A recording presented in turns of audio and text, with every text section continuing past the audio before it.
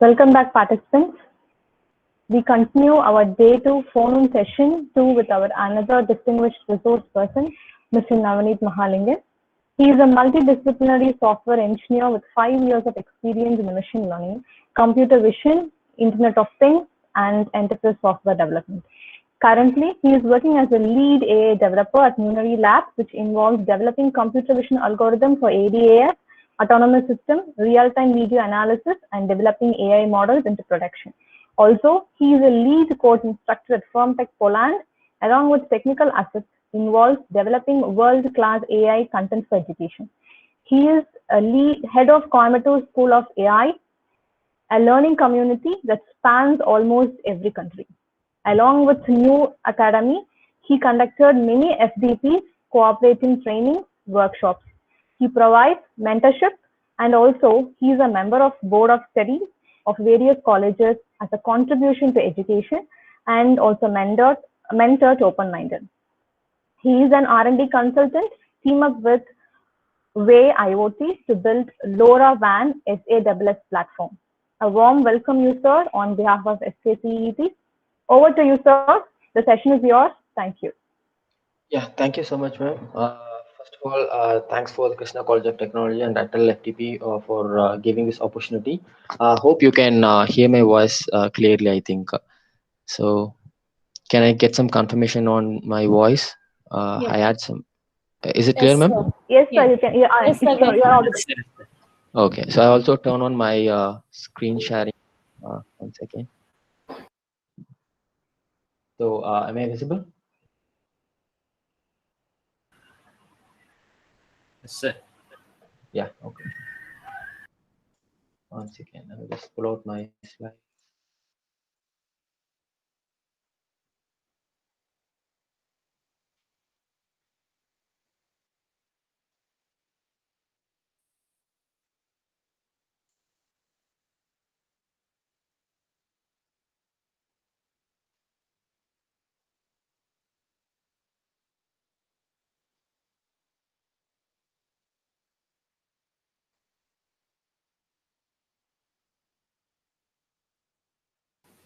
Inverted or I think it's inverted, right? Hello. Yes. Yes, sir. Okay. Uh,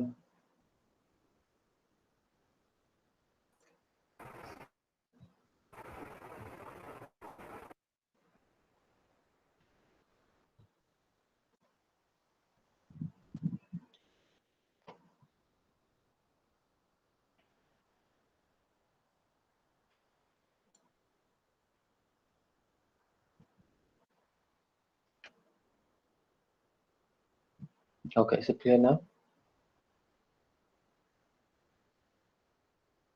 Is it okay now? Hello.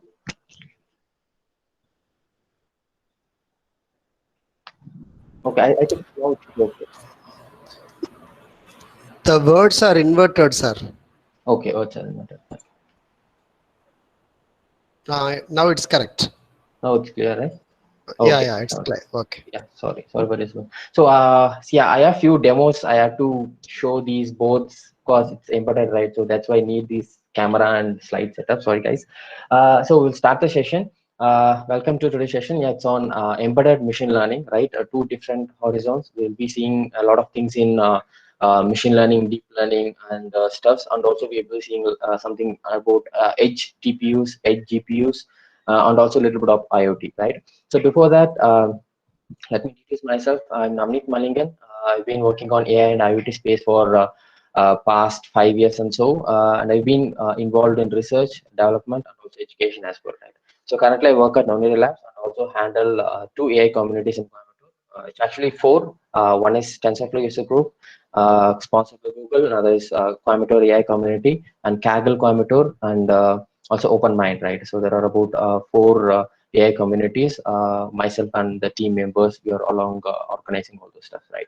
Okay, so before getting into the actual session, embedded machine learning, we need a certain prerequisite, because a lot of people should be kind of new to this AI space on machine learning and deep learning space. Hope I know I'm well aware that all the sessions are about AI and machine learning, but still I just wanted to give an intro to all those domains. I'll take just quick 5 to 10 minutes on that, and later we will on to the session so that you will be clear with whatever I'm telling, right?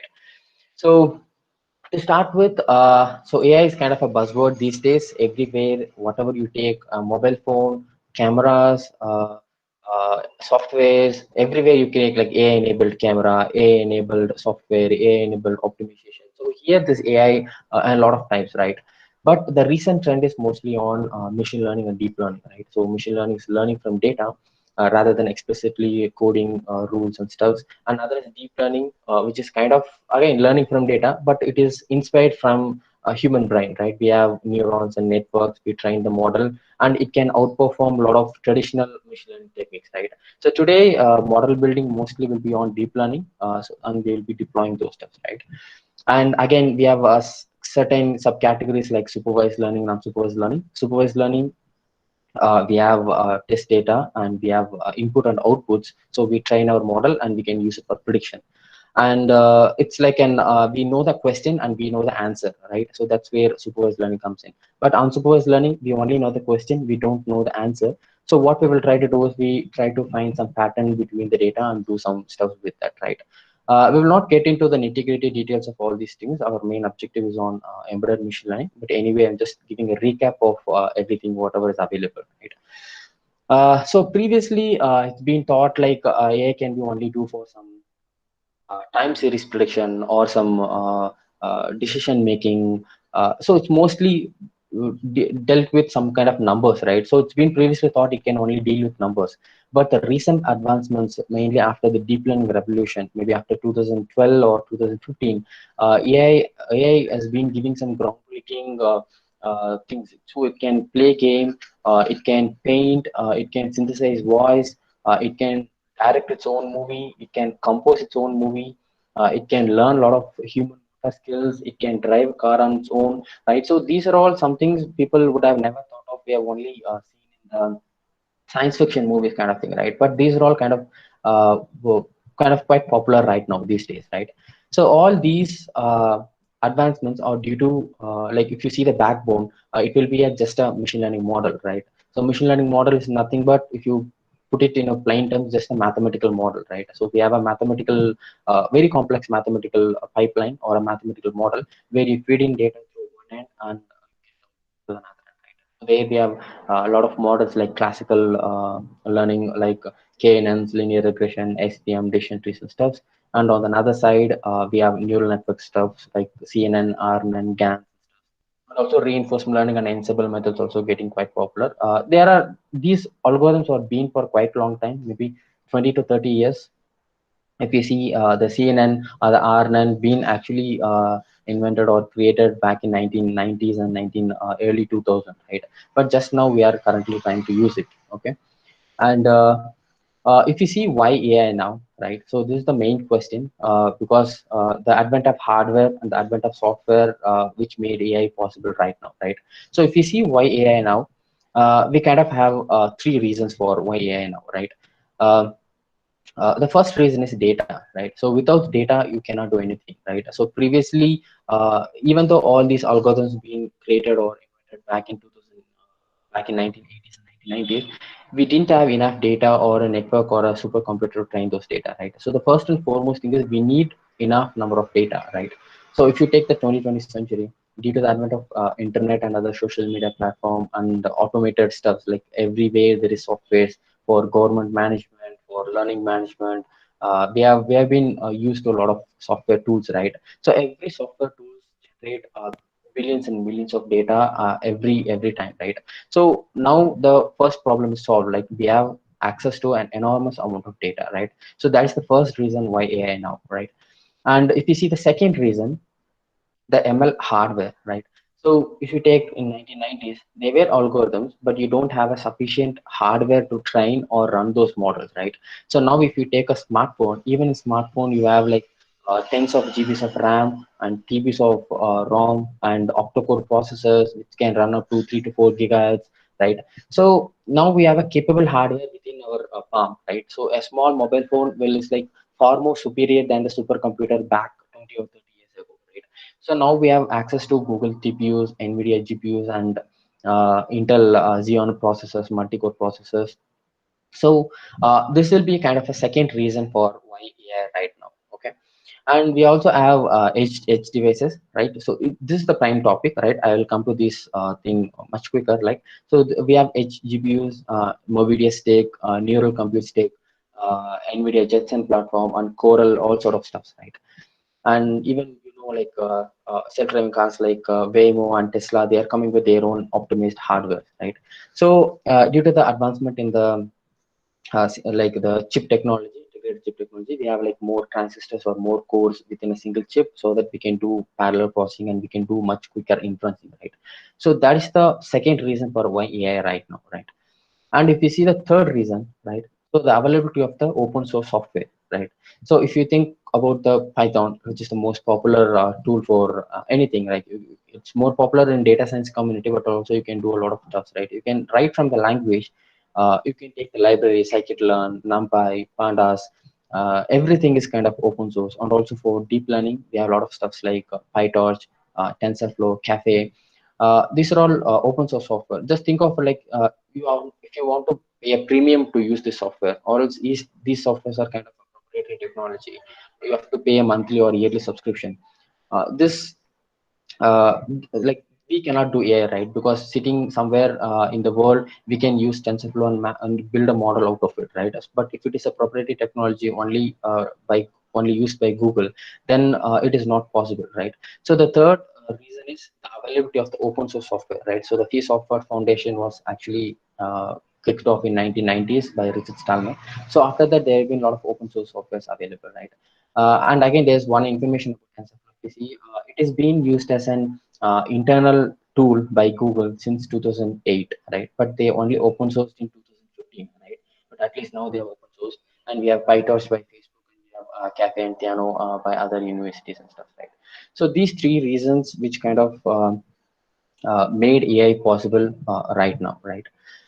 And yeah, so that's kind of a prerequisite. That's kind of an intro to what the domain is, what the landscape is, right? But now if you come to the model building process, right? So let's say you wanted to predict or you wanted to detect something, right?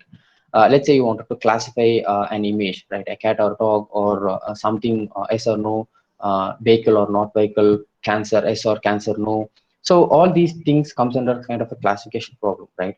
So there's a kind of pipeline for it, right? So pipeline in the sense, first step, you gather the data, right? You gather enough number of data. It might be an image, it might be a text document, it might be some kind of time series data, tabular data, whatever it is. You first gather the data, right? And the second thing is kind of pre-processing and transforming the data. That's will be the second process, right? And third, you will be training the model. Okay, training the model in some kind of servers, right? So maybe you can use your laptop for small stuffs, but maybe for huge training on huge models, you will be using some GCP, AWS, or some custom server to train upon it, right? So basically, just think of our model as a neural network model. You kind of build it, right?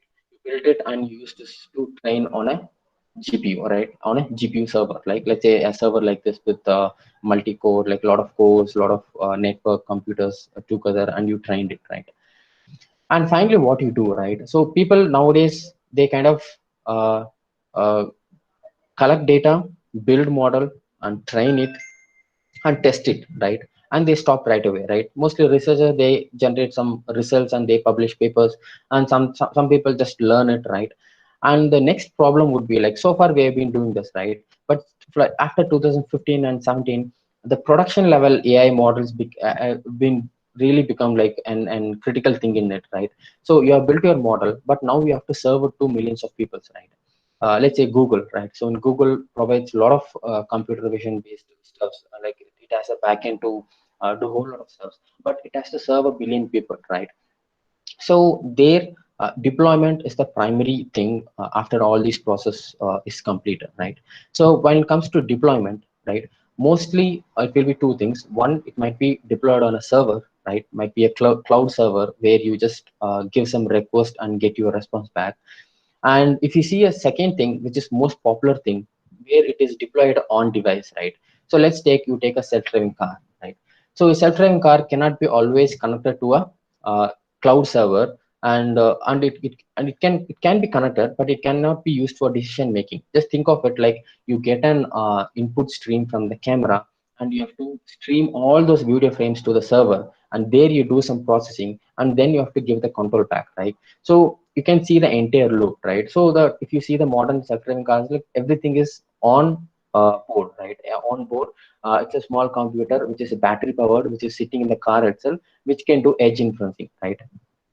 And you can see autonomous drones, right? So even drones are become like Skydio and other stuff, so they are becoming autonomous. If you take smart glasses, if you take your smartphones, tablets, robots, and AR VR headsets, right? So all these stuffs comes under some kind of edge deployment, right? So if you see mostly the tabular data or some financial data, that is where we take leverage of the cloud, right? But when it comes to and hardware related stuffs, mostly it will be developed somewhere near the edge, right?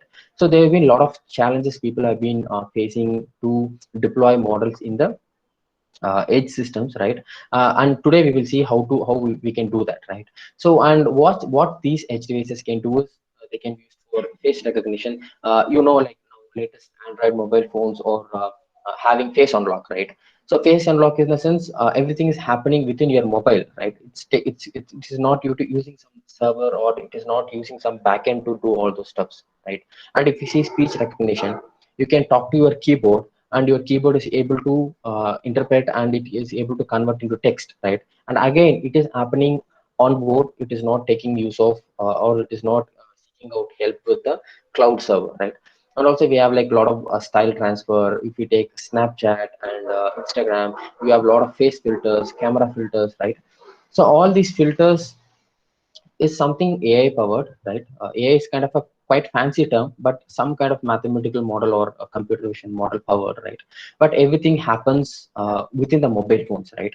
And today we will see how we can use that and take leverage of it to build a production level HA inferencing model, right? And on the other side, it's somewhere in conjunction between IoT, right?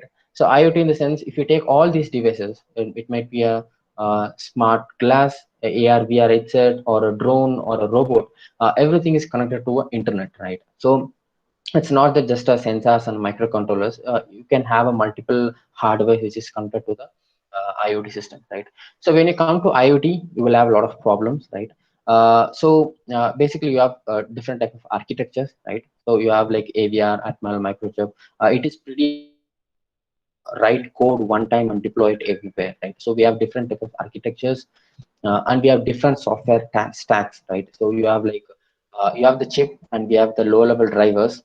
On top of it, right from the uh, hardware layer like HLA, hardware abstraction layer, you have like top level layer like APIs and application layer protocols, network protocols, sensor protocols, memory, and other crypto devices, right? So you will have like different software stacks, right? And third, there are different types of development tools available. Arduino is quite popular, but you have like other industry standard like FreeRTOS or ARM embed stuff and all, right? And you can have other operating system. Okay, so these are all quite some popular operating system. And you have like again you have a backend and front end database and stuff, right? And you also have network devices like you can take leverage of mobile networks like 3G, 4G, or some kind of wide area network or local area network like LoRaWAN or BLE stuff, and you can use Zigbee, and which is RFID kind of very close proximity networks, right? So these are all some kind of popular radio networks, and we have abstraction layers, right? So I will quickly skip through these slides, right? But if you see the entire landscape, right? So if you have like whole lot of companies working on this space, right? So these are all not just hardware companies; they're also a software companies, right? And also they are taking leverage of both the hardware and also the edge ML, right? So if you take a smartwatch, right? So if you take like let's say this watch, right? So this is an Samsung Active 2, right? So it can do on-device ML, right? So if I sit for a certain amount of time, it knows I'm sitting, and it kind of tells me to stand up and take a walk, right? So if you do some action, it knows like you are waving your hand, right? So if I'm doing some exercise, let's say burpees or some kind of push-ups, it knows, it detects, right?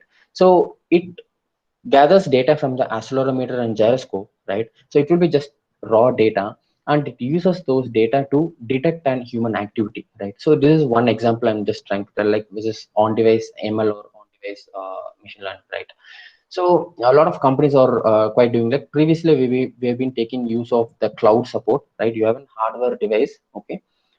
You have an cloud server. I just wanted to put up an example, like let's say you have a factory of 100 machines, right? So 100 machines will have 100 vibration sensors, okay? Just think of it like that, right? So 100 vibration sensors will collect the data, right?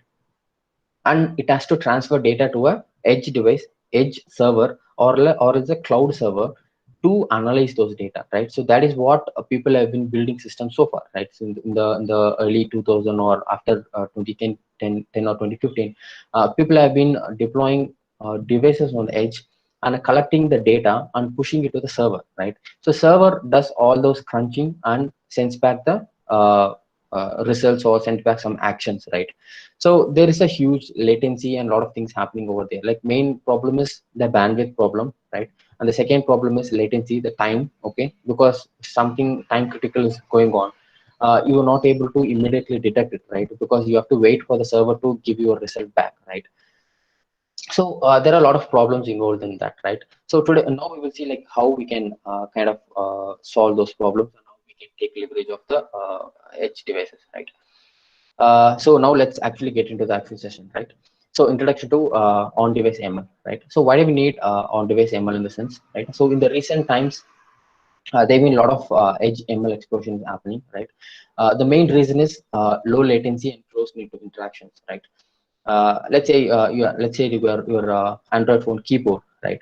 So as you talk, it has to convert it, right? So what if you want to wait for a server to convert it for you, right? So there is a huge latency problem, right? And the time is saved as well, right? So you don't have to use any external service for that, right? And second thing is network connectivity, right? So even without internet you can do a lot of things, right? So even in your mobile phones, without internet you can access your camera, and you can do some filters with that, the portrait effect from pixel phone, or else Snapchat filters, or else real-time voice to text conversion. So everything is happened within your mobile. You don't need an internet support, right? And third thing, if you see, privacy preserving, right? So this has been a huge concern these days, right? Mainly for developing machine learning and deep learning algorithm, you need user data, right? But the GDPR and other scams recently happening, right? They collect your data to find where you are, and they are selling your data actually for marketing purposes, right? So while doing on-device ML, your data will not leave the mobile phone, right? So it will stay within the mobile phone, like whatever the photo, whatever the things what you do, which doesn't leave your mobile phone, so that like kind of a privacy is preserved, right? So if you see, you can see a whole lot of new generation products, like you can see this kind of filters from different apps, and you can also do some real time translation, like right from Chinese to English in real time, right? So all these systems doesn't require any of the internet stuff, right? So everything is happening within your mobile, right? So so for that, what you need to do is you need to optimize your models, right? So why do you need to optimize your model in the sense? Uh, the systems what you build, like as I told, the pipeline, right? So you have your data and you have done your pre-processing and you train your model on your server, right? So server is highly capable, right? You have kind of you have a steady power, right? It is connected to some EV connection, and you can take leverage of networks of computers, right? So it's not that a single computer over there. Like if you take server, there will be like multiple processors, it will be equipped with multiple processors and multiple GPUs and TBs and TBs of memory and stuff, right? So there you can build your model and you run your model at quickest speed, right? But when you want to deploy into your mobile phone, okay, you want to optimize your model, right? So optimizing your model in the sense, your mobile phone is just an embedded device, right? So it is some kind of constraint, resource constraint, right? Memory wise, power wise, because it is battery operated, power wise, and network wise. So you have like a lot of limitations for the mobile, right? So that's why we go for kind of an optimizing our model, right? So optimizing the model, there are a lot of techniques. We'll see that, right? But why do you want to optimize in the sense? Transform your ML model so that it will be more efficient for execution in your mobile phones, right? And faster compute, lower memory, storage, and battery usage, right? So if it is server, then you can leave it as it is. You don't want to optimize it for lower memory or storage or power, right? But when it is running on mobile phones, all these things are kind of a constraint, right? You need to take care of these things, right? And also, if it is running in a mobile, it has to be real time or near real time, right? So it is not that you're training your model, which will normally take hours and hours of time. You are trying to do some inferencing on the edge, right? So it has to be much faster, right? And why do we need it, right? As we have seen, we have like a lot of use cases which it opens, right? And also, if you take normal speech recognition, face unlock, object detection, music recognition, so everything is kind of an onboard system, right? So it opens up a lot of possibilities, and it makes much more easier for developers to build some cool products, right? And let's come to TensorFlow. Right? So I've been closely working with a mobile OS team. Like being an TFAG organizer, you get access to all those Google resources, and you get to work with Google developers, right? So TensorFlow is one cool deep learning library, which is started as a library and grown out to an entire ecosystem. So it provides a lot of systems and a lot of tools for optimizing your models, right? So TensorFlow provides mainly TensorFlow Lite, okay, and also you have like ML Kit, which is a very high level API which sits on top of TensorFlow Lite, and which is easily able to integrate it with Android, okay, and also it provides Google Cloud and Coral. Coral is an Raspberry Pi kind of module released by Google, right? And if you see, uh, uh, MLKit is very high level API for Android developers to take leverage of this onboard machine learning. Okay. And customizable models, you can use TensorFlow Lite, and also you can deploy it on the cloud, right? You can use cloud for training, and you can convert it and deploy it over there, right? And third is hardware and operating system. Android provides us the an interface between those stuffs, right? Between the mobile and your model, you can build your model out of it. And second is Coral, kind of an hardware where you can develop these models. Okay. And the main thing is TensorFlow Lite, right? So why TensorFlow Lite and what is TensorFlow Lite, right? I think like most of you people would have like kind of confused with what TensorFlow Lite itself, right? But what is TensorFlow Lite, right? So if you see TensorFlow Lite, it's a production-ready cross-platform framework for deploying ML models on embedded systems, right? So embedded systems you can take right from an Android mobile to an Raspberry Pi-based mini computers to an microcontroller devices, right? So we will see everything. So we will focus less on the Android-based embedded systems. We will focus more on the ARM-based embedded systems, so, because that is the topic for today, right? So before moving on to the session, just wanted to show everything to you so that back after some time when I get into this ticket, you should be pointing towards the previous lines, like so that it will be very easier for you to recall and understand things, right?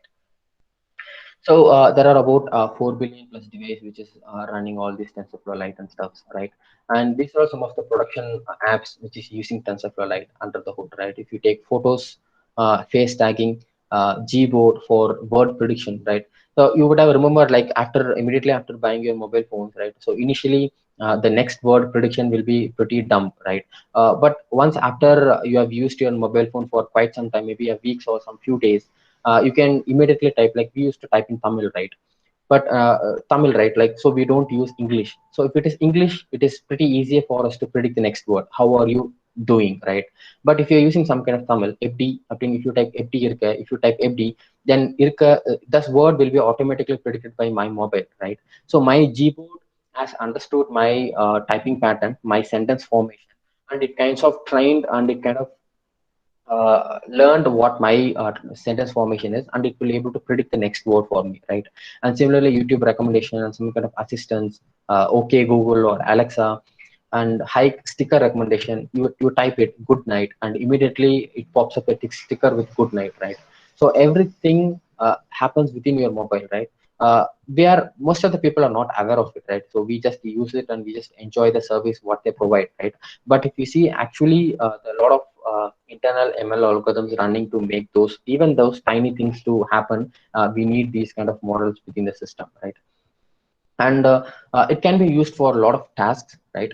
It can be used for text prediction, speech recognition, like maybe okay Google and voice to text, and image recognition, face unlock and detection, facial modeling, segmentation stuff, and audio, right, translation and voice synthesis, and also content generation like video and text generation, right? So TensorFlow can do a whole lot of stuff, but TensorFlow Lite offers all these services, right? And to get started with TensorFlow Lite, so we have certain samples and tutorials, right? So I will be sharing the slide to the organizing team, so later you can get access to all these resources, right? Uh, but if you see the workflow, right? So how to build a TensorFlow Lite model, right? So TensorFlow Lite model kind of works like this, right? So you train your model as you regularly do, right? And finally you need to convert your model, right? So the first thing would be train your model, right? So likewise you collect your data and you use some cloud Jupyter notebook or Google Colab or some cloud server to train your model, right? So that will be the first step, right? And the second step would be convert your model to the TensorFlow Lite model, right? So this conversion, there are a lot of steps in this conversion, right? I'll just give you an overview and later get into the details of it, right? So convert your model to the TensorFlow Lite format, which is an optimized model per se, right? And third, you deploy and run on an edge device, right? And for training your model, you know how the things goes, right? I will focus on how to convert your model to TensorFlow Lite format, right? So if you see here, so if you develop a model with TensorFlow, right? So mainly what you can do is you can save the model in some kind of intermediate format, right? So let's say you are building a neural network, right? So neural network is nothing but, it's a fancy term. It's nothing but a set of matrix multiplication, right? In an order, right? So in an perfectly serialized order, it is a bunch of matrix multiplication which spits out a final value, which is finally used for classification or prediction, right? So after what you have to do is you have to save the model right away, right? So all these matrix multiplication operation, you have to save it, right? So TensorFlow offers you to save the model in either of the format, like maybe you can save it as H5 model, a Keras model, or else you can save it as a PB model, so which is a TensorFlow based model, right? So and also TensorFlow has different versions, right? So while saving, you have to be pretty careful, right? So after saving the model, right, what you can do is you can invoke the TensorFlow Lite converter, right? So this model Lite package is available as a part of TensorFlow library itself, right? You can pass the saved model into it, right? And you can convert the model, and finally you will get an optimized model, right? And finally you deploy and run on an edge device, right? So edge device might be an Android phone or might be a embedded hardware. So if it is an Android or iOS phone, all those libraries on SDK, software development kits, Android operating system, offers certain interpreter to load these light format model and do some classification and inferencing out of it, right? And you can also see iOS model, they provide these kind of interpreter, which is a part of the operating system itself, right? But so now comes to the edge device, right? So edge device is something and microcontroller, right? So microcontroller are far more resource constrained than an Android mobile, right? So at least you can consider an Android mobile as a mini computer, right? So it has an operating system, it has an huge memory and multi-core processors. But if you take about a microcontroller, right, it is very limited in compute power, right? And it is very limited in memory, few KBs, right? Compute power is mostly it will be like kind of powered with some kind of batteries, and computing power, mostly it would run it in megahertz, right? Not gigahertz, mostly in megahertz frequency, right? And limited memory, few kbs of RAM and ROM, right? And also battery consumption, if you do some intensive task, battery would be drained, right? So that there is no use. Like let's say this watch will be only working for 5 minutes, then there's no practical use case for it, right? So it has to sustain maybe a day or two, right? At least a day or two. It's a minimal thing. And finally, the app size, right? So if your size is too big, right, you cannot deploy it in the microcontroller device, right? You need an minimal model, right? So that we have a lot of techniques to optimize our model, right? So to take leverage of these things, right? The first thing is we can make use of the hardware accelerators, right? So if you take a mobile phone, now there are dedicated GPUs, right? If you take an Apple iPhone, you would have heard like the Apple Neural Engine, right? So all these neural engine are kind of fancy terms. Those are kind of GPUs or DSP processors, like DSP processor, which can do signal processing at higher rate, right? Rather than a regular CPU, it can do all those mathematical operation faster way, right? And second thing is, so these steps I'm telling in order to deploy a model in the microcontroller, right? So the first thing, you have to take leverage of the hardware accelerator, and the second thing is you have to use mobile optimized model architecture, right? So we cannot directly use the version which you have used in your servers, right?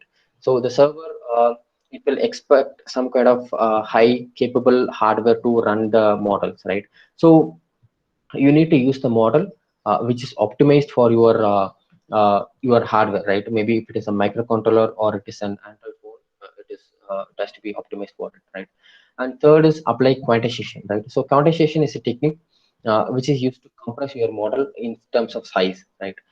And fourth thing is pruning, right? Pruning is also kind of removing the connections or zero downing the connections, right? So that you can reduce the size of your model and also simplify the computation, right? So now we will see all these four steps one by one, right? So the first thing is hardware accelerator, right? So let's take you take a Pixel 4 mobile, right? So Pixel 4 mobile has a CPU, right? And it has CPU and the operation is floating point operation, right? So why I'm telling is floating point operation, the memory of a single floating point number is will be like at a 32-bit or 64-bit, right? Mostly it will be a 32-bit or 64-bit, right? Mostly and 4-byte or 8-byte. So all these floating point operation will take more memory, okay, will take more cycle instruction cycle than a normal integer operation, right? So if you take a CPU with floating point operation, it takes 37 milliseconds for an inferencing, right? So if you have a mobile net architecture, mobile net is for image classification, right? So if you run it on a CPU with floating point precision, it will take 37 milliseconds, right? And if you use a CPU with quantized fixed point, right?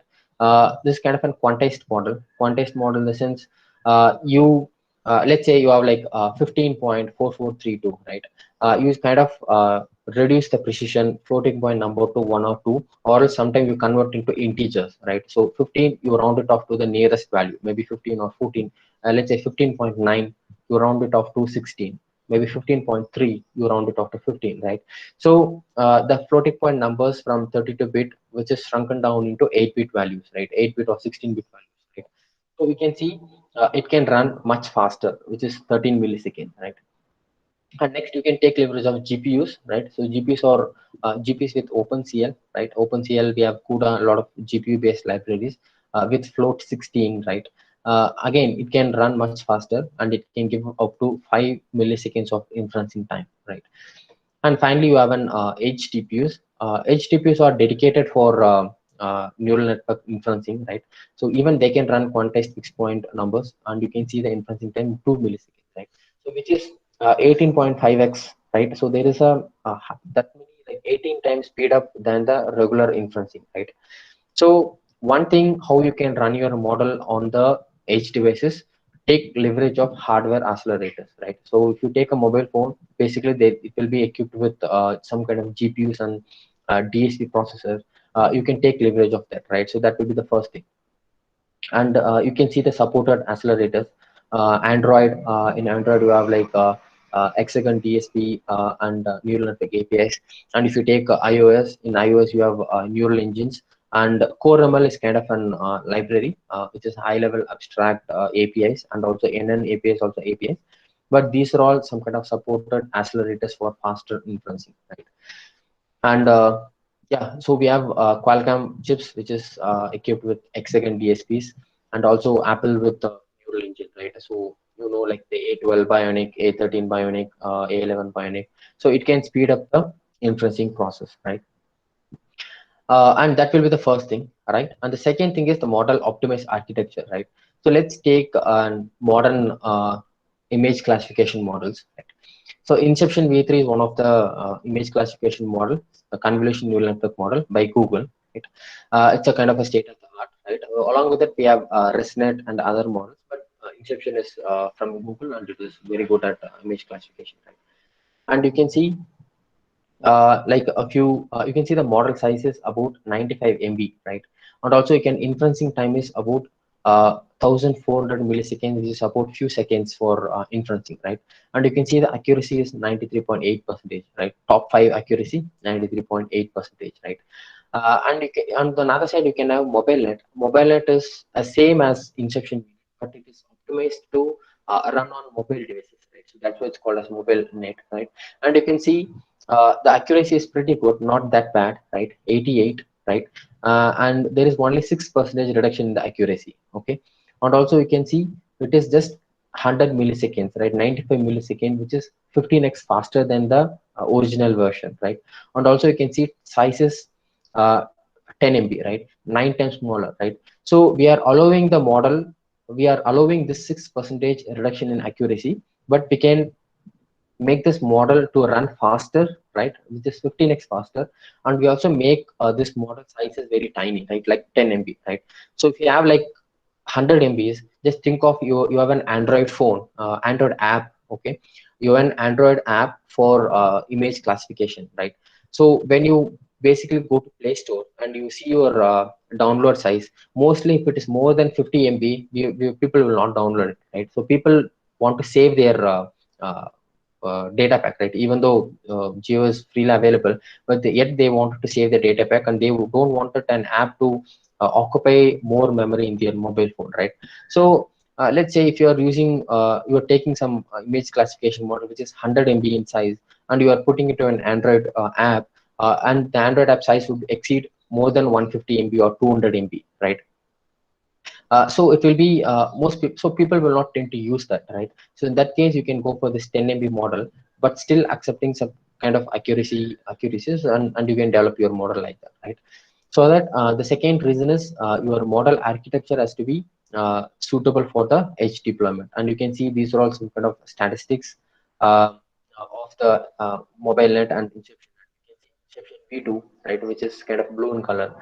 You can see accuracy is pretty good, but you can see uh, multiply and addition operations, right? So this is like millions, okay? This is like in order for an Inception V2 model, okay, in order to do one classification, it has to do about 2000 instructions of addition and multiplication within the system, right? uh, like most of you would have done neural network, it's just nothing but matrix multiplication, right?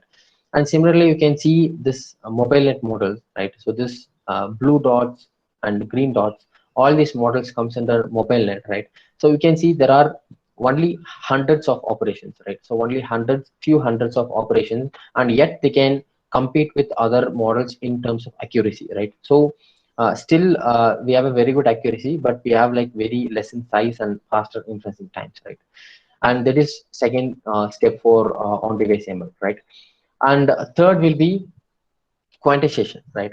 So quantization, as I said, so all these matrix multiplication operation that you'll be doing will be in a floating point number, right?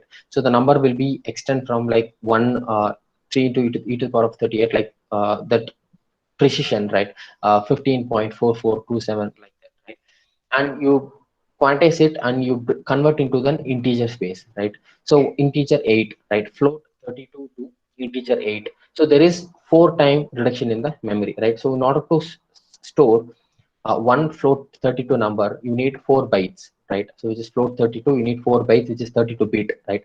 So when you convert into an integer, right, and you can get a 8-bit, you can store it in an 8-bit memory, and there is a 4-time reduction in size. So let's say your model is 100 MB, you quantize it and you convert every floating point number into an integer number, and your model size will be 25 MB, right? So there will be like an It's not that accurate, that exact, right? But at least you will get 3 to 4 times of reduction in memory, right?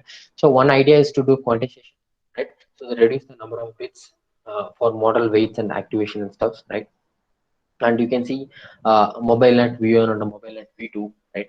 And ResNet is very complex model by Microsoft, right? And you can see there is float baseline, so there is no accuracy drop at all, right? So there is one or 2% accuracy drop, like so 95% accurate or 94% accurate, both are kind of same, right? So there is no big difference, right? And there are a lot of quantization techniques, right? You can do pre-training and you can do post-training, right? Post-training in the sense, once after building your model, and you can pass your model into the light converter and you can convert and you can quantize your model, right? That is one thing. And there you have like two steps. One is dynamic range quantization and integer quantization. So it's pretty simple. Like integer, you just convert your float numbers into integer. And dynamic range in the sense, it knows the entire range. So let's say all your floating point number is within the range of minus 15.6 to plus 20.5, right? So you know the range so that you can quantize your values based upon that, right? So you don't need to have memory to store 100 or 200, which is like occupies more memory, right? So that one you can do. All these process comes under post training, right? And also you can do during training, which is quantization aware training, right? So even during the training process itself, you can adjust your weights, right? Based upon the uh, uh, based upon the accuracy, you can still instead of having the floating point number, you can have your integer values to all those weights and biases, right? So yeah, so this is how you apply dynamic quantization, right? So I'll just show the code, but when I actually go through the code, I will try to execute all these steps one in order, right? I just wanted to show these operations, like, so you have TensorFlow light converter, and after that you can see converter dot optimization, right? So there you have to give default optimizer, right? So the default optimizer is dynamic range, and also you can use integer quantization as well, right? And once you convert your model will be converted into an mini size, which is faster and less in size, right?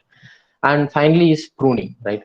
So pruning is drop the connections during training, right? So dropping the connection in the sense, right? So every connection here is a matrix operation, right? So if you take an input, let's say 3, and 3 multiplied with this number, right? So it is an matrix multiplication. Basically what you do is pruning means you just cut out the connections, like you just remove random connections, not random connections, you remove connections which doesn't have any impact on the output, right? So there is no need for that, right? And what you basically do is you just zero down all the values, right? So once you make it 0, then it is, if you multiply it with zeros, then you get a 0, right? So there is no huge uh, power required to compute all those steps, right? You just make it a 0. It might look similar to dropouts. If you have done neural network training, it may look like dropout, but dropout is used to avoid overfitting, right? But here, this is kind of pruning in the sense you are randomly removing few weights in order to reduce the memory and size of the model, right? So that is what pruning means. And it can provide smaller models, and it can also do faster models. Smaller model in the sense, once you remove certain weights, you don't have to store all the weight values, right? So let's say you have removed 100 weights, then 100 into 8 bit, which is about 800 bit, right? So the few kbs of 1 or 2 kbs of memory is reduced. And also faster model in the sense, once you make it all those zeros, certain multiplication operations can be avoided, right? So anyhow, you know the output will be 0, so that certain multiplication operations can be avoided, so that your model can do the prediction much faster, right? So that is where pruning comes in, right? And after doing pruning also, you can get a quite good accuracy up to 75%, right? So you have removed 25% of pruning, okay? Let's say you have 100 connections and you have removed 250 of them, and still you can get a same accuracy as the original model, right? So it's not that you have to remove half and half. If you remove half and half, then your performance would be degraded, right? But up to a certain level, even after pruning, your model will give the same result, right? And similarly for pruning, you have these pruning parameters, right? So these pruning parameters will happen during the training process. It is not that after training, because after training is what known as dropout, right? before training is what during training is what known as like kind of pruning, right? So yeah, so that is what you do, right? So basically we have kind of 4 steps, right? So in order to deploy model into edge devices, first we take off leverage of hardware accelerators, right? And second is use optimized model architecture like mobile net, right? And third, we apply quantization. Quantization is like certain techniques to convert all the floating point number into integer number so that the memory will be reduced, right? And also the floating point operation flops computation is also expensive, right? When you convert into integer, operation will be at low cost, right? And also we can do pruning to reduce the model size and do the faster inferencing, right? So these 4 things we have to do, right? And you can see, we will move on to the code, right? Before that, all these process looks kind of very tedious process for deployment and stuff, right? But if you see, TensorFlow is introducing the TF Lite model maker, right? So this model maker, what I can do is, so the process what I have explained right now is this, right?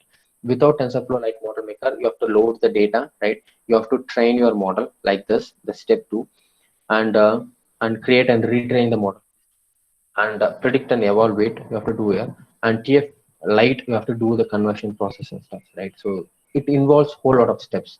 But with the model maker, you can easily retrain your model upon some new data, and you can easily convert into a light model within these 4 lines of code, right? So these are just an information. If you want to explore further, you can go online and search for it. TF Lite model maker and stuff, right? And it can be used for a whole lot of application and stuff. Okay. And Android also provides a lot of plugins and stuffs to import and deal with all these stuffs, right? And if you want to explore further, you can take a look at that, right? I'll quickly skip down to the recap and we'll move on to the code, right? So why on-device ML is important, right? Because of the latency problem, right? And second, faster inferencing problem, right? And third is privacy problem. So these are the 3 main things, right? So building is fine. Like you can build your model, you can train your model on GPUs, and you can do whatever you want. Right? But when it goes to production level, so being in industry, right, the production is main. Production level deployment is very critical thing where it has to satisfy the customer needs, and it also has to work robust in the environment, right? So on the public use, it has to be very robust, right? So that is why on-device ML is important. Second thing is we have seen about the TF Lite workflow. You collect the data, you train your model, and you optimize your model, right? So optimization involves quantization and pruning, right? So those are all 2 main optimization techniques. And finally, you get your quantized model, and you can deploy it on your mobile phones and stuff, right? And again, optimized model for mobiles and model maker and Android Studio plugins, right? So these are all some kind of things, right? And these are all kind of pipeline, right? So what they have planned, right? In the 2020, you can see TensorFlow has a lot of opportunity, lot of modules, neural network APIs for microcontrollers like end-to-end examples, model customization, GPU, DSP, and TPU delegations, right? So we have all those features by TensorFlow stuff, right? So now let's come back to running the TensorFlow models on microcontrollers, right? So deploying on Android phone is quite easy right now. Right? It is not that tedious. Even if you watch a tutorial online, you can easily do that within a matter of time, right? Maybe 1 or 2 hours if you spend some time, you can do that, right? But when you go to microcontroller, there's a lot of problems, right? So it is actually a single circuit, right? It is not an processor, memory, are not happening. It's just one single chip, right? And it doesn't have operating system, right? We just compile binaries and we upload binaries into the system, right? And you can see the memory, tens of kbs of RAM, and also the flash memory, the permanent storage, right? And also it has only CPU, memory, and IO peripherals, everything baked into one single chip, right? And it is available like more than the Android mobile phones. This microcontrollers is found everywhere, right? But we are not aware, but it is available even in washing machines, in television, and whatever the hardware gadget you take it, these microcontrollers are integral part of it, right? So what you can do with these stuffs, right? This TensorFlow Lite is there, right? So far we have seen how to deploy Android phone, right? But TensorFlow Lite also provides interpreter for microcontrollers, right? So once you develop your model, right, and you can, after quantization, you can deploy it even in a microcontroller, right? So and it requires some extra process, right? I'll go through, walk you through the process, right? So TensorFlow Lite micro interpreter is a interpreter for microcontroller which can load up the model and do the inferencing and classification and production on the microcontrollers, right? And there are very few boards and development utilities available, right? One thing you can use Arduino Nano BLE Sense, SparkFun boards, and ARM Mbed Discovery board. This ARM board is what I'm currently using, right? And what we can do, right? So today we can do simple speech recognition. Speech recognition. I'll tell out few example. Okay, let's say there's an device is there which is used to recognize birds. Okay, so from the birds sound itself you can find which bird it is, right? If it is a crow or a peacock or a parrot or whatever it is, right? So now we have kind of prototype few solutions for forest department, right? So it's just an battery powered tiny device where you can place it anywhere, right? And it is able to recognize the voice and do the inferencing, edge inferencing, right? It doesn't need any cloud support. It can do edge inferencing, right? And person detection camera, right? So you would have been known about the CCTV camera using IR sensors to find it turns on whenever there is a person, and rest of the time it stays idle, right, without turning on the camera, right?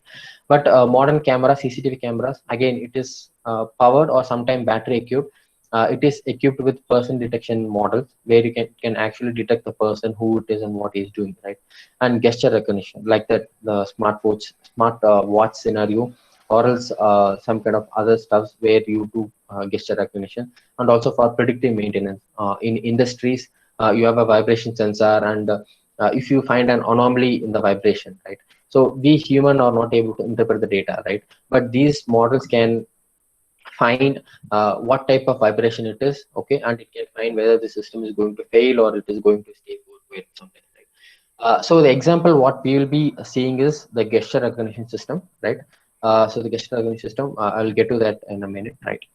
And these are all few example like speech detection, yes or no, okay, and person detection, okay, and you can input a camera feed and you can do your stuff, right? And gesture recognition, right? You can find like up and down or waving, whatever it is. And there is also like kind of a growing partnership between ARM and TensorFlow Lite, right? So this ARM and TensorFlow Lite, they've been working together to bring this on-device ML to microcontrollers, right? Okay. So now let's get to the code. Okay. This deploying models into TF-Lite model into microcontroller, they kind of call it as TinyML. TinyML is a pipeline, right? It's not a library on its own. It's a kind of a pipeline where it has end-to-end process which takes anyone to develop a TF-Lite model, right? So the platform what we'll be using is an Edge Impulse platform, right? So this Edge Impulse platform allows us to do a whole lot of stuff. I will walk you through the steps, right? And the board what we'll be using is this board, right? So this is STM Discovery board, okay? So hope you can see this board, I think. STM IoT Discovery board, and it has a lot of internal models. You can see it has onboard BLE, Wi-Fi, and NFC, right? And it has gyroscope, accelerometer, proximity, pressure, humidity sensor, right?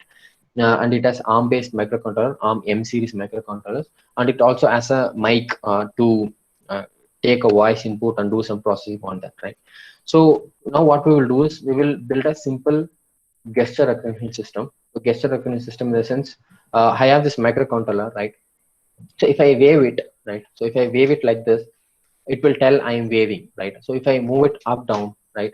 It will tell I'm moving up, down, right? And if I do some keep it idle, right? So it will tell whether I'm idle or whether I'm doing something, like. So basically, what we do is we take the inputs from the accelerometer and gyroscope, right? Mostly from the accelerometer, and we use those data to find the gesture recognition, right? So I'll just move on to the platform, right? Uh,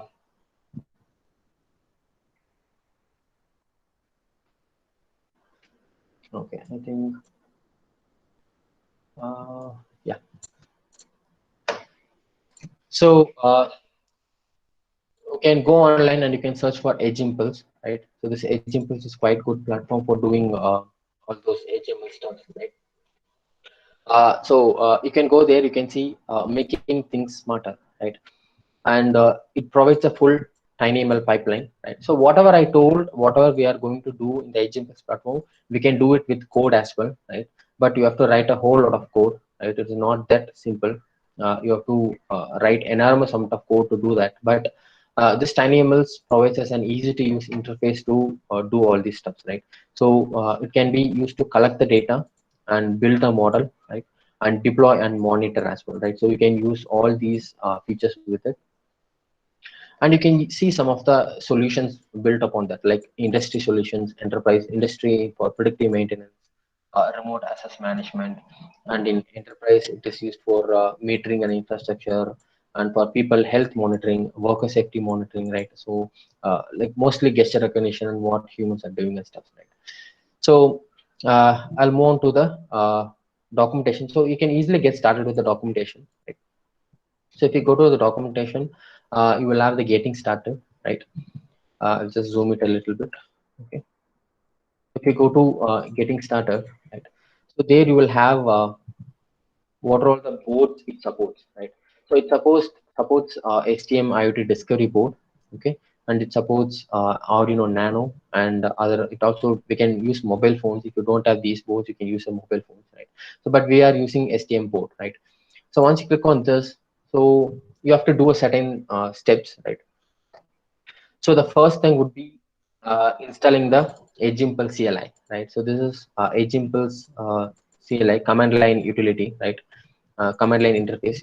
It is an npm package, okay?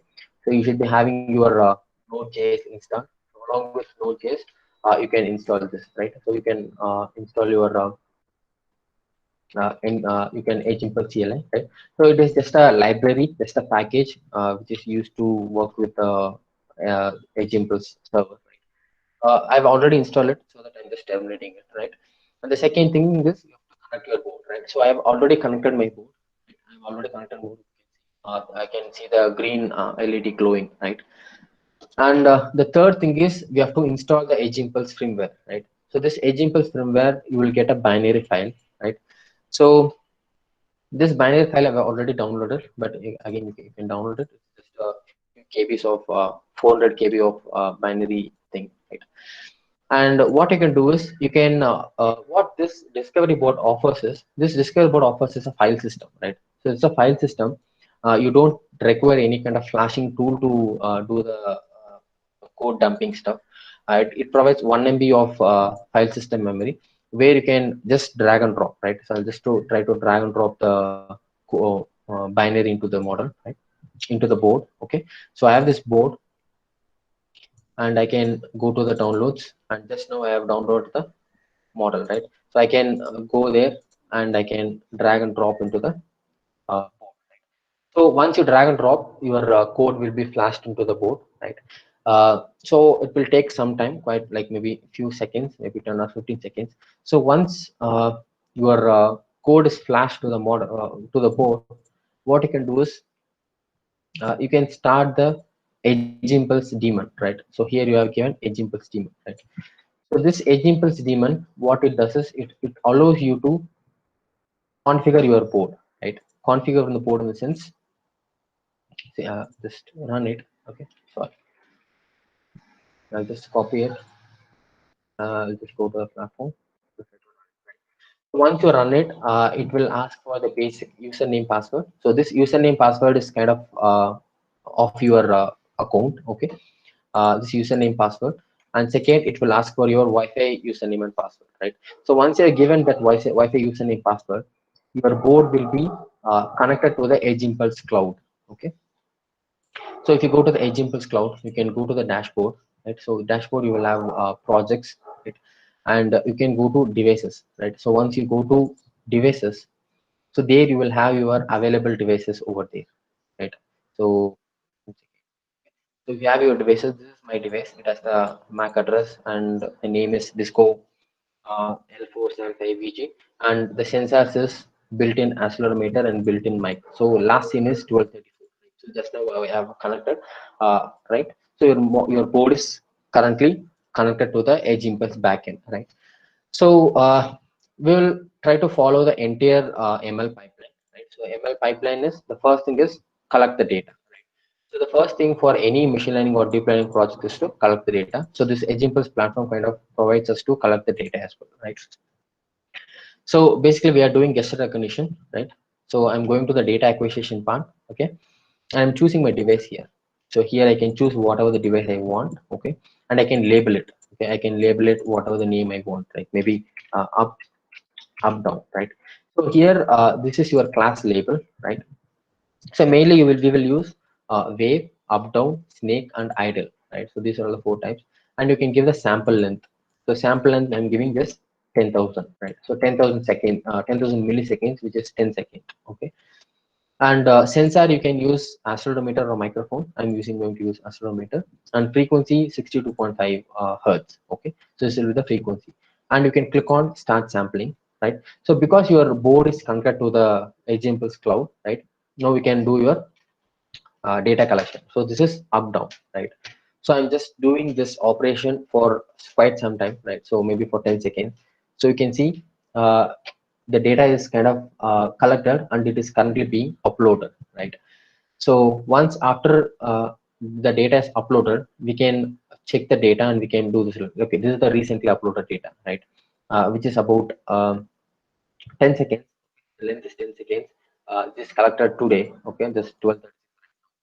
You can see the accelerometer values. So red is X, okay? You kind of get this pattern, and for green we get this pattern, or for blue, which is Z axis, we get this pattern, right?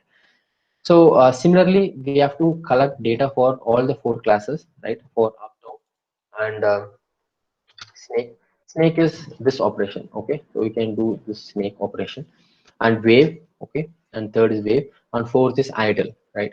So we have to collect at least 10 minutes of data for, like, for each of the, like, not 10 minutes, maybe some 2 to 3 minutes, maybe some 10 or 20 samples, 10-second samples for each of these class labels, right? So that will take some time, but what I have done is, so already the documentation provides uh, already collected data, right? So if you go to the collected data, so I've already downloaded, I'll just show it to you, right? So there you can download these gesture data, okay? For training, you will have these data, right? So these are all, you can see this is idle. I'll try to maximize it, okay? You have idle, and snake, and up, down, and wave, right? So basically you have all these 4 types of data already collected, right? So we can just right away upload it to the server, right? So if you just try to inspect it, all these things are just an CSV of XYZ values, okay? You can see, uh, one second. Yeah, so it's in a different encoder format, but basically it's a XYZ axis values, right? So what you can do is you can go here and you can upload the data, right? So I have already uploaded the data, and now you can see we have wave, okay? If you click on wave, wave has this pattern, right? And if you go here and if you click on up, down, okay, up, down will have this particular pattern. You can see there's a clear difference between different actions, right? So for different gestures, you get different XYZ values, right? Still visually we can idle, you can see idle, all the lines are kind of flat. And one second, I'll just try to change the clarity of the streaming so that you can see it much clearer. Yes.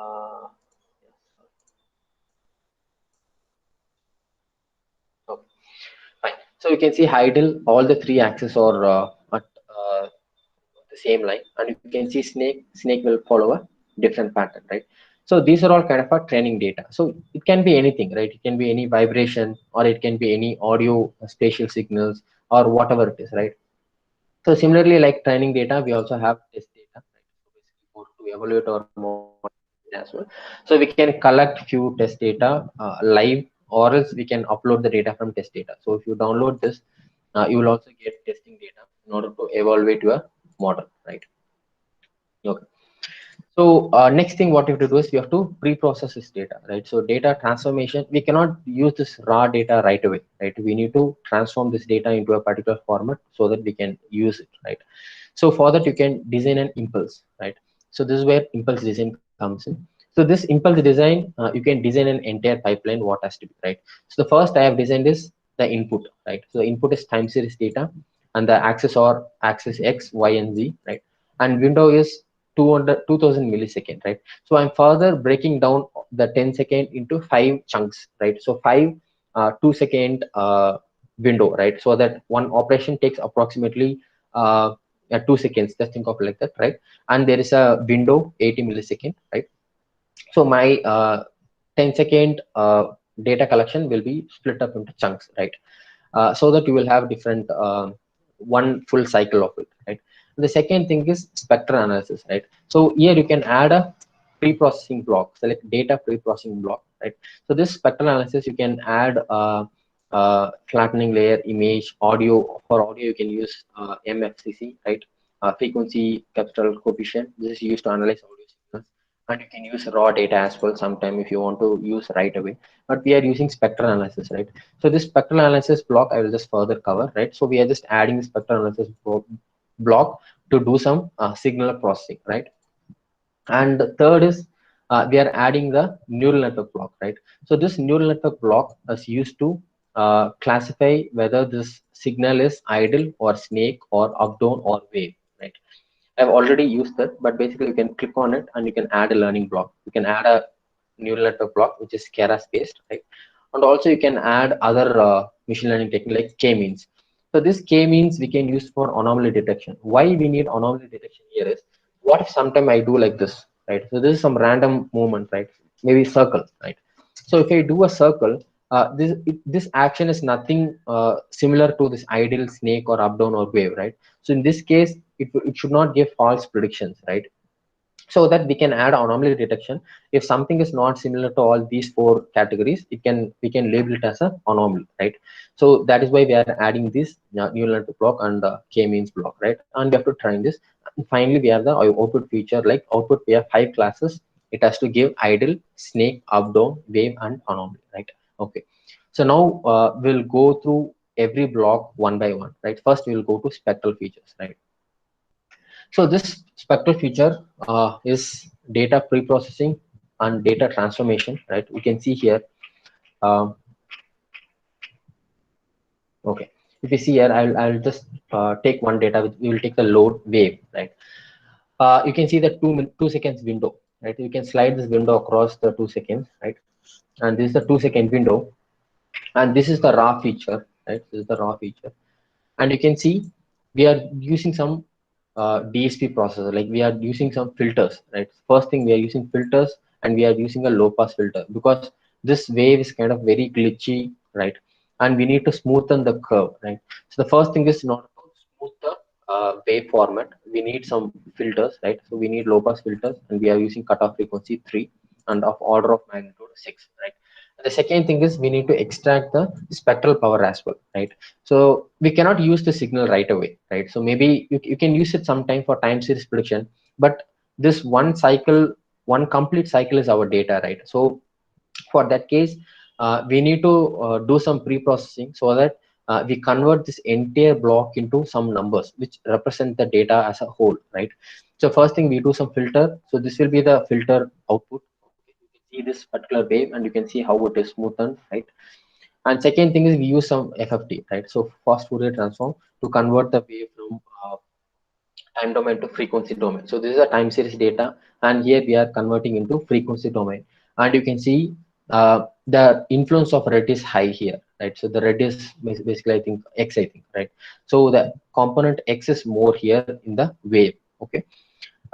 Because wave, you can see any of 2 axes can be idle, right? Because we are not moving in any direction, we are just moving in one direction, maybe. So there is a huge change in one axis, there's minimal change in other axis.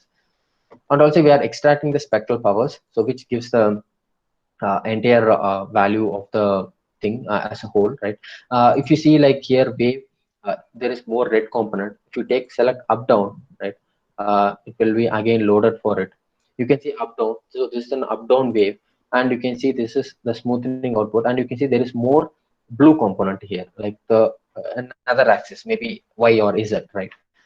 And you can see idle will have nothing, because idle is always flat, right? And you can see spectral power, we are getting huge difference here. Okay, and you can take snake, and for snake again, is here there's more green component, right? So by visually we can, even after the doing some signal processing without any using machine learning technique, we have just done some Fourier transform and filters, and we can easily identify that each of the gestures has different component of these things, right? So yeah, so we can apply all these filters and transforms upon this data, and we will get these new data. So these are all the new processed features, right? So this is the raw data, okay, for every values, and from the raw data we get processed features, right? So after generating features, what we can do is we can generate features, right? Uh, so generation, this is just for sample. Only after future generation, the steps what we have done will be applied to all of the data, right? So after doing feature generation, the steps, whatever the pre-processing steps we have done, will be applied to all the data over here, right? So I think I've already generated the feature, right? It will take more time. So for every step, whatever I'm doing, it will take 10 minutes, so that I have done prior, so that we can move to the session fastly. Like you can see the total data set is 9 minutes, about 8 minutes 57 seconds, 9 minutes, and you can see window length of 200 milliseconds. So totally we'll get 5,000 training windows, right? And after generating feature, you will get different features, right? As x-axis root mean square value, x-axis peak frequency, peak height, x-axis two peak frequency height, and peak 3 frequency height, and also the spectral power for different ranges like 10 to 1.1 to 0.5, 0.5 to 1, 1 to 2, 2 to 5, and for all the x and y z values you will get different values, right? So we just try to plot the RMS value of x-axis, y-axis, and z-axis. You can clearly see, there's a super segregation between the data, right? You can see these blue dots are idle because they don't have all these three components, and you have green, which is up down. So there you have more of z component, right? Because z, right? So there is no x, y, so there's more of z component. And wave, there is more of x component, and there is more of for this value there is more of snake, there is more of x component, here is y component, here is the component. So you can easily understand, if you have done some machine learning, you can use a support vector machine or a decision tree to easily draw the boundaries, and you can do some classification, right? But anyway, we will try to use the neural network classifier for that, right? So next is, now we have our pre-processed data. So we can use any of these features, right? We can use XRMS, YRMS, ZRMS, okay? And we can use different combinations of all these features, right? So totally the features will be about, I think, 33, I think. So when you add up everything, 1, 2, 1, 2, 3, 4, 5, 6, 10, and 11. So totally you will have 33 features. So all these 33 features of X, Y, and Z, we can use it for training our model, right? So we'll go to neural network classifier. We can build our classifier, right? Even for building the neural network model, it provides an easy interface, okay? You can give you a number of cycles, which is 100. You can give you a learning rate, which is 0.001, right? And you can give the confidence rating, the threshold value, 80%. And you can add up layers. You can add dense layer, 1D convolution, 2D convolution, reshape, flattening, dropouts. So these things you should be familiar when you work with TensorFlow and stuff, right? And you will have a raw version as well. You can go here and switch to expert mode. I'll try to zoom in a little bit. If you switch to an expert mode, you will have the actual code, right? You will have the actual TensorFlow based code, TensorFlow Keras based code. You can see we have built our sequential model, and we have used an Adam optimizer, and we are creating batches for training, and we are using categorical cross entropy because it is classification problem, and we do the model.fit training process for 100 epochs, right? So I have already trained this model. So you can click, you can do their start training. It will create a batch job and it will train it, right? And you can, after training process, you can see the accuracy is 100%. Okay, I'm getting a confusion matrix, right? So it's used to plot the actual and predicted values. You can see my diagonal value is most, because all the actual prediction is false in the diagonal, right? And I have no misclassification at all, right? This kind of gives us an 100% accuracy and 0 loss and 4 classes, So this is kind of an overfitting, right? But again, it's fine because we know what our outputs are like, because this is mostly overfitting because our loss has to be somewhere close to 0.1 and accuracy should be 98 or something, right? We can have 100%, but again, it's over fitting, right? And you can see for this model, the inference timing is 2 milliseconds, and memory usage is 3.3 KB, and binary size is 5.2 KB, right? And you can see this is unoptimized float 32 model. And during this training process, what it does is it also gives us the quantized model. So the pipeline itself gives us the quantized model. You can take the integer 8 model. You can see the inferencing time is just 1 millisecond, and the size is reduced into half, right? Previously we have 5 point something, okay, now it is just 3.6, right? And also model size is 3.2, okay. So now we can get our model, right? And for anomaly detection, what we can do is we can have the anomaly classifier, right? So now we have anomaly classifier, and we can also train this, okay. For anomaly classifier, you can use again x RMS, y z RMS, and y RMS, right? You can use other values as well, right? So it will take some time, and you can see for any test data, you can see you can take up any test data. If you take up down, right? This up down will mostly fall within any of these categories, right? It will not be away from the category. You can see all the values are within the cluster, right? But if you take some testing data, some new testing data, you can see here it is away, right? So it will not falls into the cluster. It will be kind of away from the model. You can see the anomaly score, right? So basically you can use the model to find the distance, right? The Euclidean distance between the clusters, the actual training the clusters and other values, and you can consider those things as anomaly, right? So that is how things work, right? And so that is how the process goes. Create impulse spectral features. It's used to convert your pre-process your data, convert your raw data into actual input features with some filters and DSP Fourier transform stuff. Neural network, you have built your model and you are trained upon, and you are doing some anomaly detection, right? Anomaly detection to find some anomalies when you get some abnormal activity or gesture recognition, right? And here you can go for retraining, right? And in retraining process, you can train the entire pipeline in one shot, right? It has all those process, right? Spectral features, neural network, classifier, and anomaly detection, all these things you can do it in one shot. But we have already done it. You can see all these things have green dots. We have already done this. Now let's move on to the classification, because we have very short time left, right? Now we will move on to the classification process, and we'll show a demo on that, right? So basically now we can see devices. We are using the devices. Our device is always connected to the cloud platform, right? So we have this device, okay. And sample length, we will use 5 seconds, okay. And we will use built-in accelerometer, and we can use this frequency, right? So now we can, I will take the board, okay. Now we can click on start sampling, right? So once it goes to start, I'll do some waving action, okay. So I'm doing some waving action, and this data will be uploaded to the cloud, okay. So the data from the board will be uploaded into the cloud. Okay, so this is new data, testing classifier data, new data I have uploaded. So this data will be classified, like this data will be passed through the entire pipeline, okay. The data transformation and classification, okay, and we can get some prediction upon it, right? So it will take some time.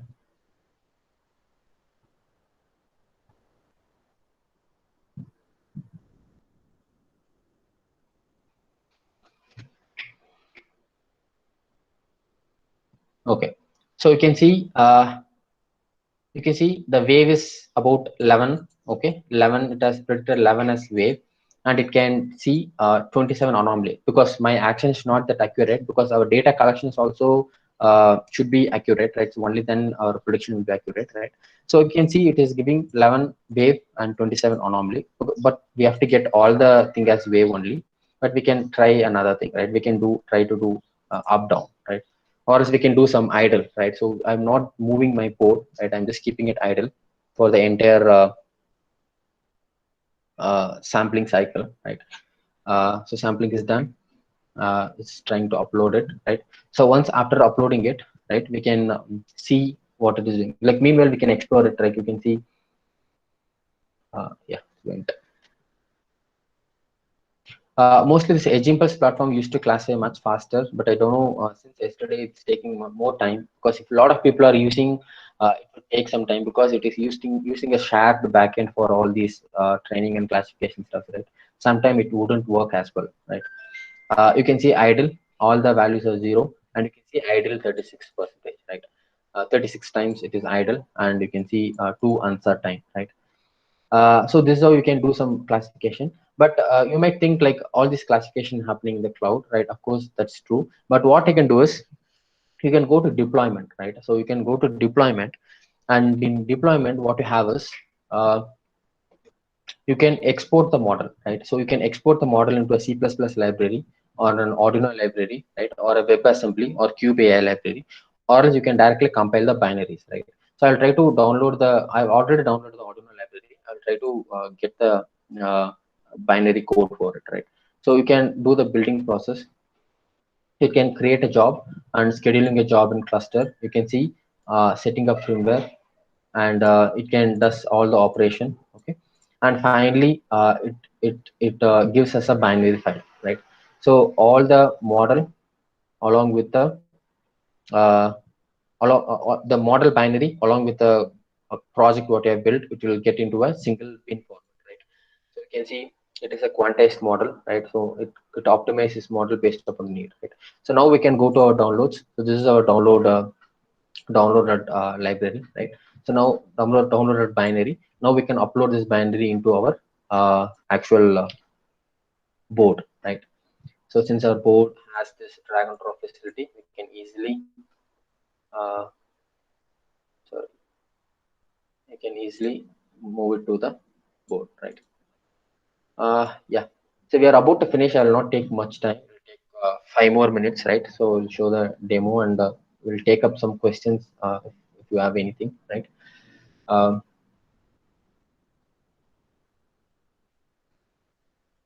Okay, so once you upload your model, and also I'll try to download it. I already downloaded the Arduino version, right? I've already downloaded the Arduino version. Just for your understanding, I'll show how the code looks as well, right? So the board is flashed, and I'll try to open the Arduino version within TinyML, and we have. So now we have dumped the code into our board. Okay, now we can open any serial terminal, and we can open the serial interface, right?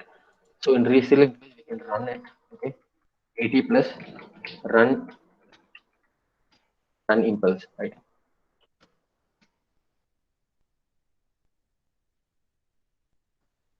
I think it's the system.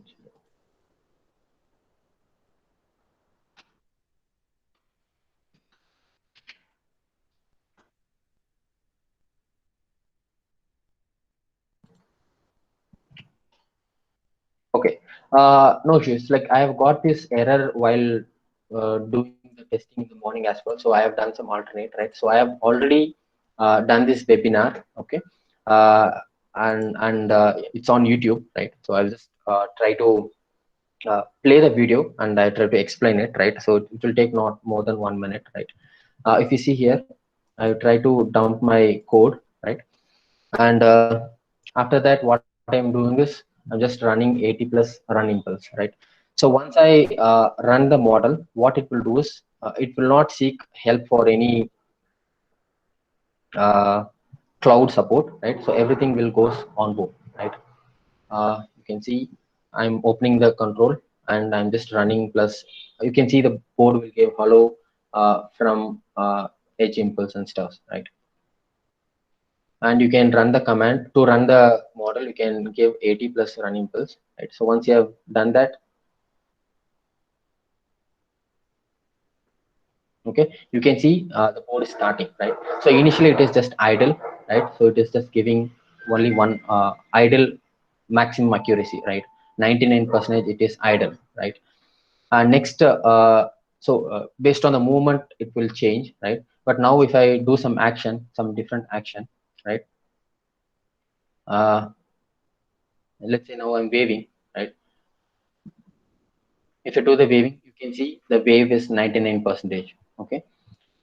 So yeah, so this inferencing and classification happening on board, right? So within the chip, right? So the chip collects the data from the accelerometer and applies all those FFT and stuff and all, right? And it passes into the neural network classifier and it classifies right away, right? You can see up down, you can get the maximum up down as the maximum 0.99%, right? And if I keep it idle, so it will tell us idle, right? So if you see the code, I'll just finish out with the code. Okay, so it is supposed to work like that, but my goodness, I have made ready with this video. Okay, if you go to the code, you can see it is the library, right? And this is the actual Arduino code, right, for BLE sense and other stuff. It just look like regular Arduino code, but if you go to the actual library, so there you will have the entire neural network architecture, right? So you can go here, you can go for TensorFlow, and you can see model parameters, right? So model parameters will have all your model weights uh, in a array format, right? So these are all different model weights, right? Basically you perform matrix multiplication using these weights, right? And also you can see the model architecture, you will get different model architectures for it, right? So these are all some kind of binary weights. You can see TF light trained, right? So because it is embedded device, every value will be in hex. Okay, so hex X operations, right? And also you can uh, deploy it anywhere. You can use Arduino, you can use ARM embed, and you can use different features like it provides C++ library, WebAssembly, and stuff and all, right? So yeah, so there are a lot of applications. It's not limited to it. Even in the site itself, they have given quite few applications for bird sound detection, traffic sound detection, industry machines vibration monitoring, what type of vibration it is, structural vibration monitoring, uh, and so there are a lot of examples. Like you can go through the site and you can see recognize sound from audio and stuff and all, right? So basically you can do that. And so this is how edge inferencing and HML works, right? So you build your model in the server, you train your model in the server, and you optimize your model, right? So optimization does quantization, pruning, compressing the model, compressing the values from float to integers, right? And finally it gives us a binary where you can deploy the binary on the hardware devices, right? Yeah, so I'll move back to the slide and I'll take 2 more minutes, right?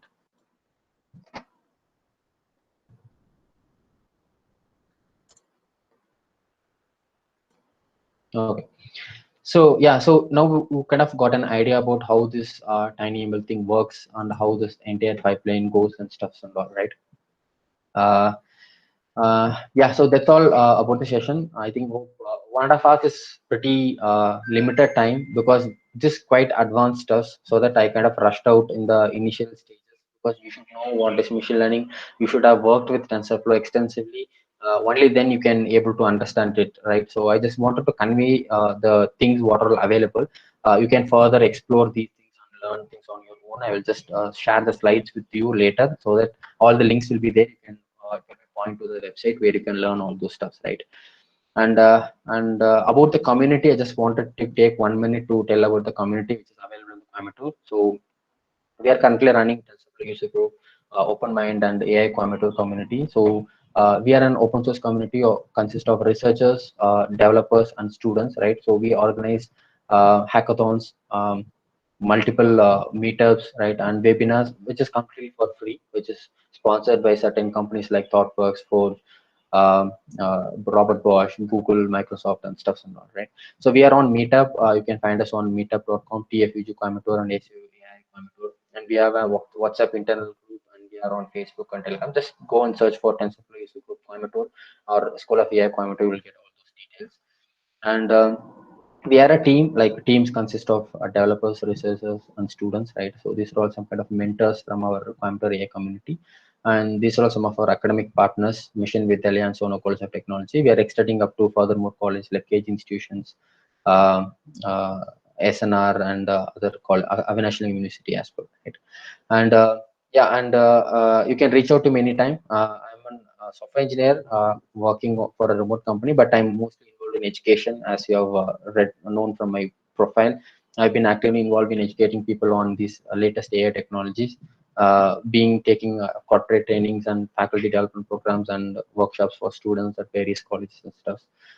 Feel free to reach out to me if you have any doubts or suggestions or anything to work with, which you need my support or stuff, right? Uh, you have my number, email, and LinkedIn stuff and all, right? And thank you so much. I think this session would have been most useful for most of you.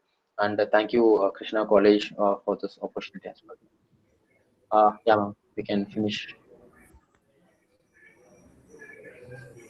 Hello. Thank you, sir.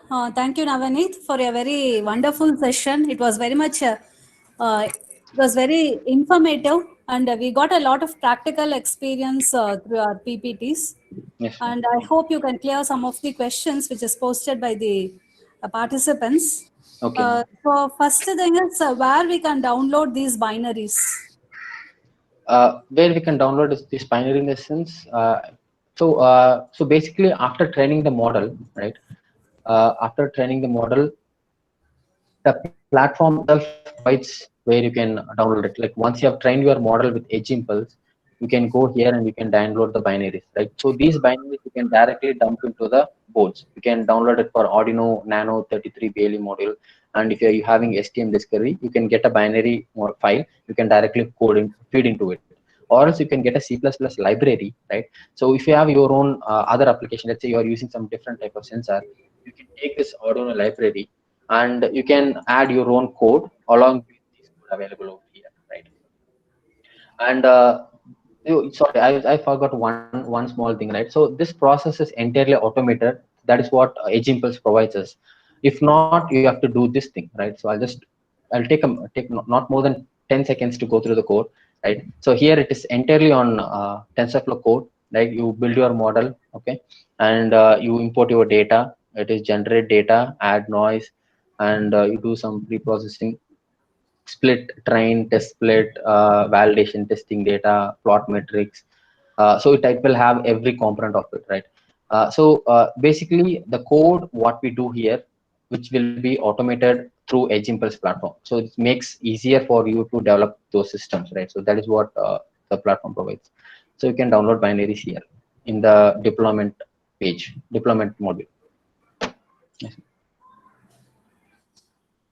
Or else you can take the Arduino code and you can compile binary using Arduino module as well. So either way, you can build your binaries. Okay, so any other questions from the participants? You can directly ask or you can put it in the chat.